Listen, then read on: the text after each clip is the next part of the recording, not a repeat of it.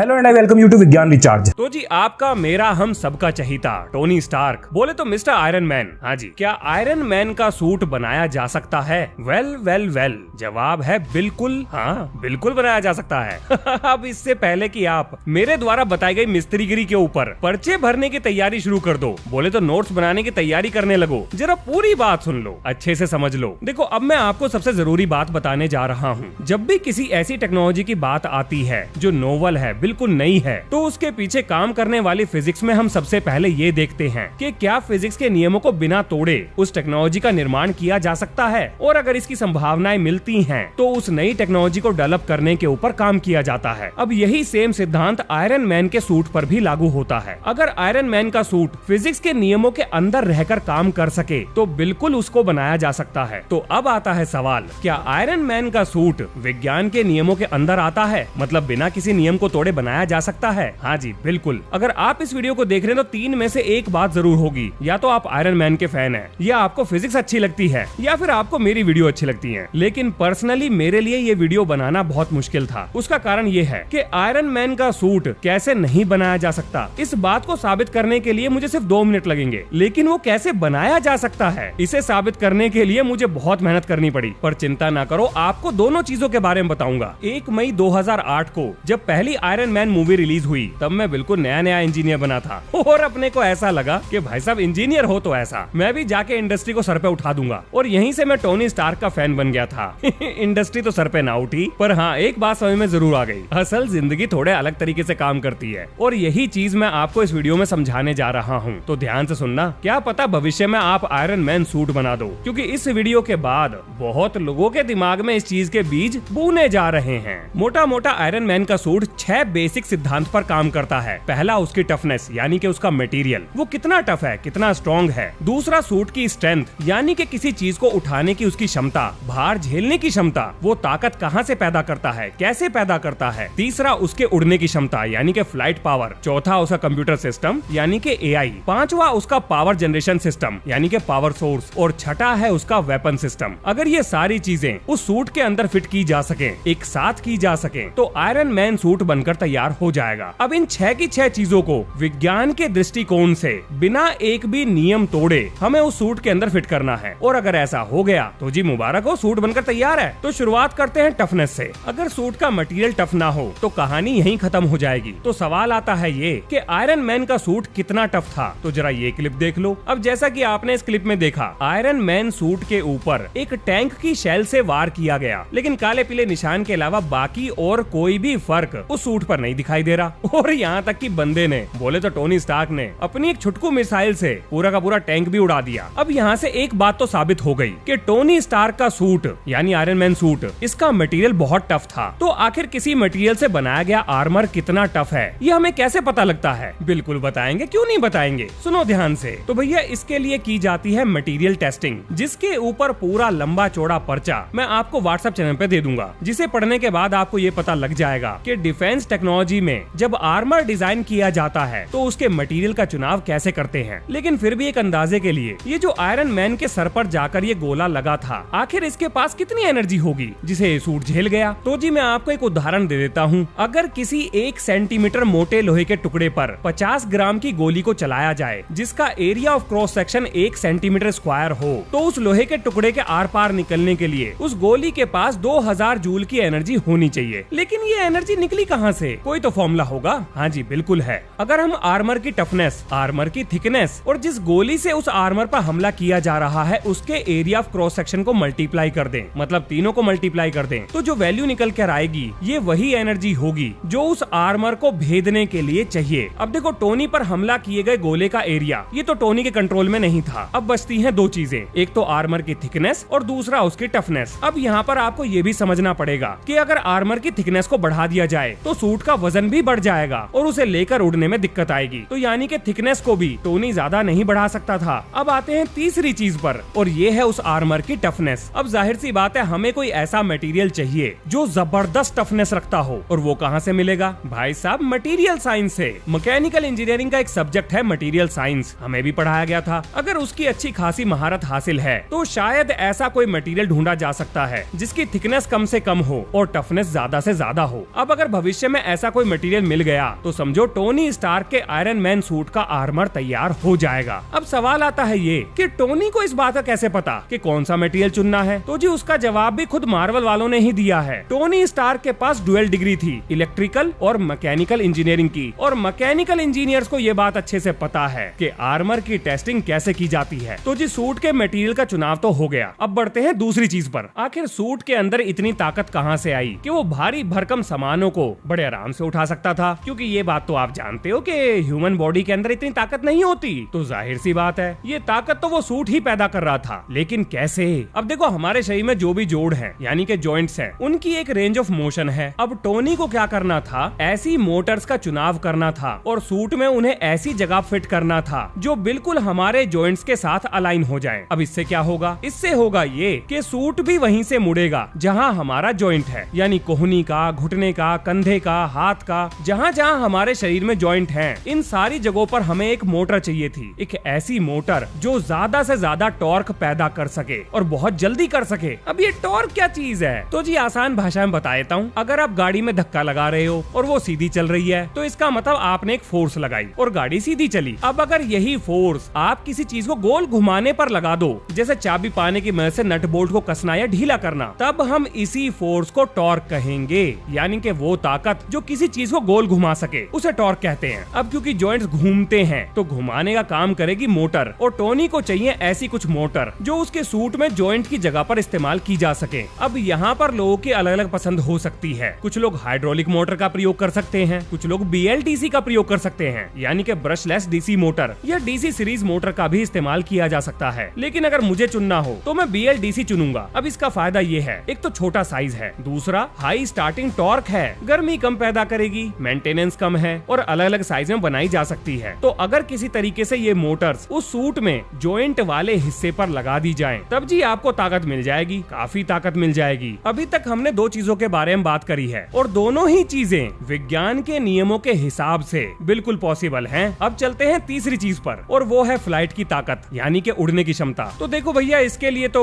कोई ज्यादा rocket science की नॉलेज चाहिए नहीं, जेट इंजन का प्रयोग करना है। ऐसे छोटे मिनिएचर जेट इंजन जो जबरदस्त थ्रस्ट पैदा कर सकें। और आजकल आपने इस तरह के जेट इंजन देखे भी होंगे, वो देखे ना हाथों और पैरों में जेट इंजन लगाकर लोग उड़ते हुए। तो बस हमें इन्हें और छोटा करना है और सूट में अलग अलग जगह पर लगाना है, जो कोई बहुत बड़ा काम नहीं है, क्योंकि मिलिट्री इंजीनियरिंग इस चीज पर काम कर रही है, यानी कि जेट इंजन को छोटा सा छोटा बनाने की कोशिश की जा रही है। तो जी जेट इंजन तैयार हो गए, सूट में लग भी गए। अब आते हैं AI सिस्टम पर। जैसा कि आप जानते हो कि टोनी जार्विस से बात करता था, अब आजकल मार्केट में इतने सारे AI हमें रोज देखने को मिलते हैं, तो कोई बड़ी बात नहीं है। और अब तो एलोन मस्क का न्यूरालिंक भी आ गया है, यानी दिमाग सीधा AI या इंटरनेट से कनेक्ट हो जाएगा और आप अपने दिमाग से चीजों को कंट्रोल कर पाएंगे, बिल्कुल वॉइस कमांड देकर, जैसे अमेज़न के एलेक्सा कंट्रोल होती है। तो AI और कंप्यूटर सिस्टम भी ज्यादा मुश्किल नहीं है। अब आते हैं वेपन सिस्टम पर। अब जैसा कि आप जानते ही हो कि मिलिट्री टेक्नोलॉजी में रोज कोई ना कोई नए वेपन की टेस्टिंग होती ही रहती है। तो जाहिर सी बात है ऐसे छोटे छोटे मिनिएचर वेपन्स की भी टेस्टिंग होती होगी जो पब्लिक डोमेन में नहीं है। हो सकता है छोटा सा कोई रॉकेट हो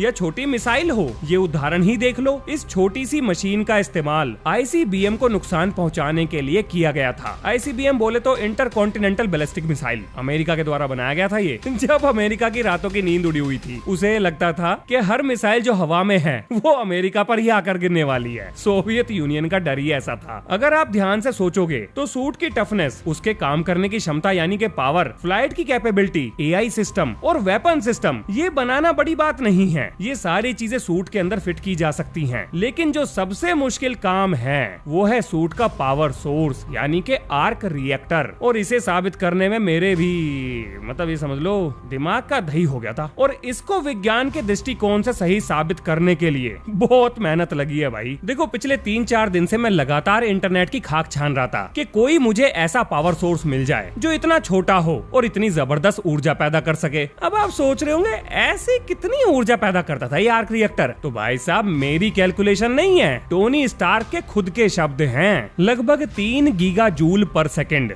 What could it generate? If my math is right, and it always is, 3 gigajoules per second. भाई साहब 3 गीगा जूल पर सेकंड का मतलब है एक अच्छे खासे हट्टे कट्टे न्यूक्लियर रिएक्टर की पावर। हाँ जी, एक एवरेज साइज न्यूक्लियर रिएक्टर इतनी ही ऊर्जा जनरेट करता है। अब आप एक न्यूक्लियर रिएक्टर को इतने छोटे साइज में कैसे लेकर आओगे? यहाँ फंस गया था मैं भी। पर भाई साहब, जो हार मान जाए वो इंजीनियर कैसा। तो अपन ने भी हार नहीं मानी और मेरी मदद के लिए फिजिक्स के फूफा खुद ही आ गए, यानी कि अपने एल्बर्ट आइंस्टाइन। उन्होंने मेरे को आइडिया दिया कि बेटा तू चिंता ना कर, तेरे को इस मुसीबत से निकालने का जुगाड़ अपन बहुत पहले ही करके जा चुका है। जरा मेरी इक्वेशन पे ध्यान दे, तेरा काम हो जाएगा। और जैसे ही ये चीज मेरे दिमाग में आई, भाई साहब सच बता रहा हूँ, एक पल के लिए तो मुझे ऐसा लगा हम कोई टोनी स्टार्क से कम हैं क्या। अब बनाया आर्क रिएक्टर और बहुत जल्दी ही ये गलतफहमी दूर भी हो गई। अब आप सोच रहे होंगे ये भाई साहब कुछ अपनी ही खिचड़ी पका रहा है, पता नहीं क्या घुमा फिरा के बातें कर रहा है। अरे कुछ हमें भी बता दो, हम भी आप ही के पार्टी से हैं, विरोधी कीर्तन मंडली में नहीं है। अगर आपके मन में ये विचार चल रहे हैं तो सुनो, सारी चीजें बताने वाला हूँ, ध्यान से सुनना। एक बड़ी ही फेमस इक्वेशन है एनर्जी मास इक्विवेलेंस की, यानी E=mc²। अब देखो आर्क रिएक्टर के हिसाब से वो एक न्यूक्लियर रिएक्टर के बराबर ऊर्जा जनरेट कर रहा था। ठीक है जी, हमें कोई दिक्कत नहीं है, टोनी स्टार्क है, कुछ भी बना सकता है। लेकिन क्या फिजिक्स के नियम इतनी ऊर्जा जनरेट करने को अलाउ करते भी हैं? ये था उस चीज के ऊपर सबसे बड़ा प्रश्न चिन्ह। अगर इतनी ऊर्जा जनरेट की जा सकती है, फिजिक्स के नियमों के अंदर रहकर की जा सकती है, तो इसका मतलब ये है कि आर्क रिएक्टर बनाया जा सकता है। लेकिन अगर फिजिक्स के नियम इतनी ऊर्जा पैदा करने के खिलाफ हैं, तो आर्क रिएक्टर बनाया ही नहीं जा सकता। अब फिजिक्स के नियमों के हिसाब से किसी भी फ्यूल को ले लो, मान लो कोई भविष्य का फ्यूल है जो आज अभी तक खोजा नहीं गया है। मान सकते हैं, क्यों नहीं मान सकते? एक समय ऐसा था जब न्यूक्लियर फ्यूल की भी खोज नहीं हुई थी, तब हम यही मानते थे कि भाई साहब किसी भी चीज से इतनी ज्यादा ऊर्जा पैदा नहीं की जा सकती। लेकिन जैसे ही न्यूक्लियर फ्यूल मिला, सारी चीजें बदल गई। अब मान लेते हैं कि भविष्य में हमें कोई ऐसा एनर्जी सोर्स मिल जाए जो बहुत ज्यादा ऊर्जा पैदा कर सके, तो हमें ये तो पता होना ही चाहिए कि आखिर किसी फ्यूल सोर्स से फिजिक्स के नियमों के हिसाब से मैक्सिमम कितनी ऊर्जा पैदा की जा सकती है। तो अगर हम E=mc² में मास की जगह पर 1 ग्राम रखें, यानी 0.001 kg, और उसे स्पीड ऑफ लाइट से मल्टीप्लाई कर दें, तो जो एनर्जी निकल कर आती है वो है 100,000 गीगा जूल, यानी 10⁻14 जूल्स, जो कि टोनी स्टार्क के द्वारा बनाए गए आर्क रिएक्टर से बहुत बहुत ज्यादा है। यानी कि पूरी संभावनाएं हैं फिजिक्स के नियमों के हिसाब से कि अगर भविष्य में कोई ऐसा फ्यूल सोर्स मिल जाए या एनर्जी सोर्स मिल जाए, तो जितनी ऊर्जा टोनी स्टार्क का आर्क रिएक्टर बना रहा है उतनी ऊर्जा बनाई जा सकती है। ये सारी चीजें जो भी मैंने बताई हैं, ये फिजिक्स के नियमों के अंदर आती हैं। एक भी नियम को हमने इसमें नहीं तोड़ा है। लेकिन टोनी स्टार्क ने इतना छोटा रिएक्टर कैसे बना लिया? उसके दिमाग में इसका आइडिया कहां से आया? तो देखो जी, इसकी परिपाटी जो है, बोले तो बेस हावर्ड स्टार्क यानी टोनी स्टार्क के फादर ने ही तैयार कर दिया था। टोनी स्टार्क को अपने फादर के नोट्स मिल गए, जिसमें हावर्ड स्टार्क ने साफ साफ लिखा था कि भविष्य में कोई ना कोई ऐसा एलिमेंट जरूर मिलेगा जो लिमिटलेस एनर्जी बना सके। अब क्या ये बात फिजिक्स के नियमों के हिसाब से सही है? नहीं, बिल्कुल नहीं। पर भैया फिजिक्स के नियम ही बदल जाएं तो बात अलग है। आज की डेट तक तो बिल्कुल भी सही नहीं है, लेकिन एक पल के लिए मान लेते हैं कि ऐसा कुछ हो जाए तो ये बहुत जल्दी काम हो जाएगा, हमारा रिएक्टर बनके तैयार हो जाएगा। अब ये जो नोट्स थे, ये टोनी स्टार्क के जैसे ही हाथ लगे, टोनी का तुरंत दिमाग चल पड़ा। टोनी को ये बात मालूम थी कि उसके आर्क रिएक्टर के लिए हैवी एलिमेंट चाहिए। जैसे यूरेनियम आज के टाइम का बहुत हैवी एलिमेंट है, बल्कि सबसे हैवी एलिमेंट है। ठीक इसी तरीके से टोनी ने अपने आर्क रिएक्टर में पैलेडियम का इस्तेमाल किया था, वो भी एक हैवी एलिमेंट था। लेकिन लगातार न्यूट्रॉन बॉम्बार्डमेंट की वजह से पैलेडियम टोनी के शरीर में जहर को धीरे धीरे फैला रहा था। अब इसके बाद टोनी ने एक नया एलिमेंट बनाया और उसका नाम रखा बेडेसियम। बहुत ही अजीब नाम है, टोनी स्टार्क की तरह ही था ये भी नाम भी। और भैया टोनी स्टार्क के आर्क रिएक्टर को मिल गया अपना एक इनफाइनाइट एनर्जी सोर्स। अब यहाँ पे सवाल आता है, ये क्या चीज है? नया एलिमेंट कैसे बन सकता है? बिल्कुल बन सकता है जी। न्यूक्लियर ट्रांसम्यूटेशन एक टेक्नोलॉजी है जो नए एलिमेंट का निर्माण कर सकती है। कोई बड़ी बात नहीं है, हमें चाहिए एक पार्टिकल एक्सेलरेटर, जो टोनी ने भी इस्तेमाल किया था। और बहुत सारे लोग ये जो लाइट यहाँ से निकल रही है इसे लेजर समझ रहे थे। ये लेजर नहीं है, बल्कि ये पार्टिकल्स की बीम है, जिसे टोनी ने एक दूसरे एलिमेंट पर जाके फेंका और उस एलिमेंट में न्यूट्रॉन की संख्या चेंज हो गई, जिसकी वजह से नए एलिमेंट का निर्माण हुआ। यही है न्यूक्लियर ट्रांसम्यूटेशन, इसे हम इस्तेमाल करते हैं। ये टेक्नोलॉजी बहुत पुरानी है। तो अगर मैं इस बात को हटा दूं कि जी कोई इनफाइनाइट एनर्जी सोर्स मिलेगा, थोड़ी देर के लिए हटा देते हैं, तो बाकी सारी चीजें विज्ञान के नजर से पॉसिबल हैं। अब देखो, ये तो थी वो संभावनाएं जो कि उस सूट को बनाने की थी। लेकिन ना बनाने की बात पर अगर आए तो मार्वल वालों ने कुछ ऐसी खिचड़ी पकाई है विज्ञान की ऐसी दही बनाई है जिसे एक्सप्लेन करना नामुमकिन है। जैसे कि एक ऐसे नए एलिमेंट की खोज जो ऊर्जा बनाए जा रहा है, बेहिसाब बनाए जा रहा है, पता नहीं कहां से बनाए जा रहा है, बिना इनपुट के आउटपुट दिए जा रहा है। भाई साहब, थर्मोडायनामिक्स के नियमों की ऐसी धज्जियां उड़ाई हैं, किसी भी हाई स्कूल के टीचर से पूछते तो वो भी बता देता कि क्या चीज संभव है और क्या नहीं। तो जी ये थे वो सारे तरीके जिनसे ये बात साबित होती है कि आयरन मैन का सूट बनाया जा सकता है। मैंने वीडियो के शुरू में ही आपको बता दिया था कि विज्ञान किसी भी चीज पर आगे तभी बढ़ता है अगर बिना किसी नियम को तोड़े उसे करने की संभावनाएं हों। तो नियमों के हिसाब से आयरन मैन का सूट बिल्कुल बनाया जा सकता है, यानी पॉसिबिलिटी यानी संभावना का खेल खत्म। अब आता है दूसरा सवाल कि ये बनेगा कैसे। तो देखो भैया, इसका जवाब तो किसी के पास भी नहीं है सिवाय टोनी स्टार्क के अलावा। MIT से डुअल डिग्री, ये कोई मामूली बात थोड़ी है। चलो चलो, मजाक बहुत हो गया। देखो, भविष्य का कुछ नहीं पता। विज्ञान के नियमों के हिसाब से अगर भविष्य में ऐसी चीजें मिल जाती हैं जिनको असेंबल करके इस तरह के आर्मर सूट बनाए जा सके, तो ऐसे सूट आपको बहुत जल्दी ही दिखाई देंगे। इतने पावरफुल बेशक ना हो, लेकिन इसके आसपास जरूर होंगे। इस सूट के बारे में सोचकर आप विज्ञान का कोई भी नियम नहीं तोड़ रहे। सारी चीजें विज्ञान के नियमों के हिसाब से बिल्कुल सही हैं। अब आर्क रिएक्टर को बनाने के लिए हमें ऐसा छोटा न्यूक्लियर रिएक्टर तैयार करना पड़ेगा जिसमें ऐसा फ्यूल सोर्स इस्तेमाल करना होगा जिसकी खोज आज तक नहीं हुई है। और अगर ऐसा हो गया तो सूट चल पड़ेगा। बिल्कुल चलेगा जी। अब भैया, इससे पहले की विरोधी कीर्तन मंडली कमेंट में महाभारत शुरू कर दे कि भैया ये कैसी बातें कर रहे हो, टोनी स्टार्क तो हाइपोथेटिकल कैरेक्टर है, ये सब सच नहीं है, लोगों को गुमराह काहे कर रहे हो।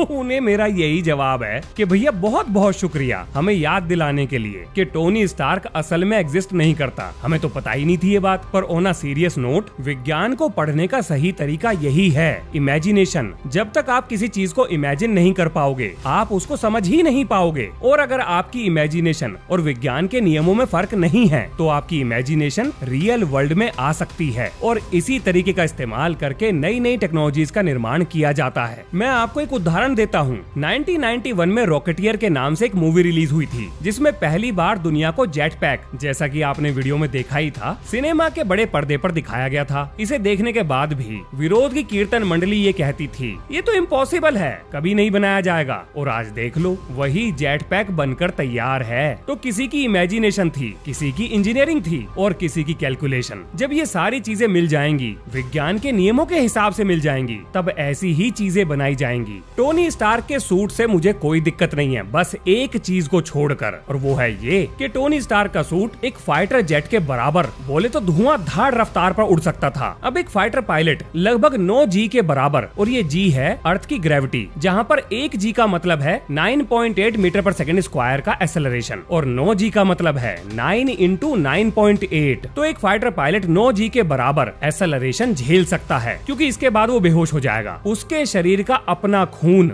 दिमाग तक नहीं पहुंच पाएगा, ग्रेविटी इतनी ज्यादा महसूस होने लगेगी। अब भैया, टोनी स्टार्क भी इसी दुनिया में उड़ रहा है, उसका सूट भी यहीं पे उड़ रहा है, तो उस पर भी जी फोर्स लग रही होगी। लेकिन जिस हिसाब से टोनी स्टार्क एकदम से रुक जाता है, अचानक से कहीं को भी मुड़ जाता है, फिजिक्स के नियम इस चीज को अलाउ नहीं करते, क्योंकि इसको तभी किया जा सकता है अगर इनर्शियल डैम्पर्स नाम की चीज टोनी स्टार्क के सूट में हो। शरीर का हर एक कण इनर्शियल डैम्पर्स की मदद से अचानक से आए हुए इस बदलाव को झेल सके। मतलब बताता हूँ इनर्शियल डैम्पर्स का। देखो, तेज रफ्तार में गाड़ी चल रही है, अचानक से ब्रेक लगे तो क्या होगा? जाहिर सी बात है, गाड़ी ही तो रुकी है, आप थोड़े ही रुके हो और आगे की तरफ गिरोगे, और आपको रोकने का काम करेगी सीट बेल्ट। अब ये जो सीट बेल्ट है, यही है आपका इनर्शियल डैम्पर। लेकिन टोनी स्टार्क हवा में गाड़ी नहीं चला रहा, वहाँ सीट बेल्ट से काम नहीं चलेगा, तगड़ी मशीनरी चाहिए। आयरन मैन के सूट के अंदर बैठे टोनी स्टार्क को अपने शरीर को रोकना पड़ेगा, क्योंकि सूट रुक सकता है, टोनी को कौन रोकेगा? अब टोनी के इस इनर्शिया में आए हुए चेंज को